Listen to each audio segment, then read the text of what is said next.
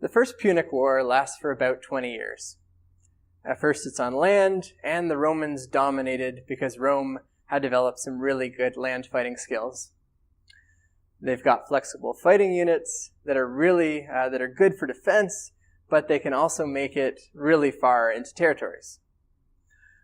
And of course, Roman morality is about duty and loyalty and willingness to uphold the Republic and the Republic's glory. So these people are very enthusiastic about fighting for it.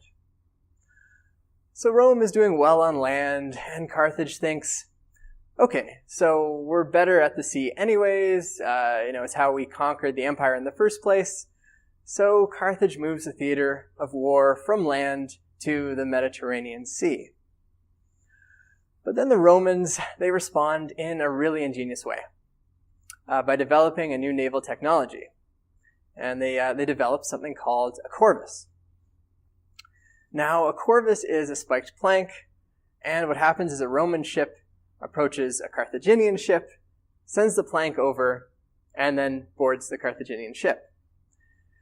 And then suddenly, what was a sea battle is now a land battle, and Romans have all their advantages back. So by 241 BC, Rome has emerged victorious from this conflict. Carthage agrees to cede Sicily and agrees to pay tribute to Rome. But that's not where it ends.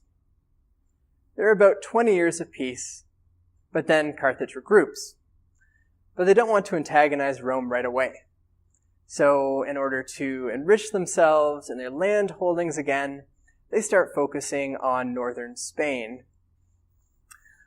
They conquer some new territory, and they're able to collect more taxes and tributes. So Carthage starts doing pretty well again. Their military leader in northern Spain is a man you may have heard of. His name was Hannibal. And Hannibal eventually sets his sight to Rome again. First, in the year 219 BC, he attacks a Roman allied city in Spain, and from there he actually sets his sights directly on the Italian mainland. Now, you may have seen a picture of this. He famously brings a large army that included war elephants.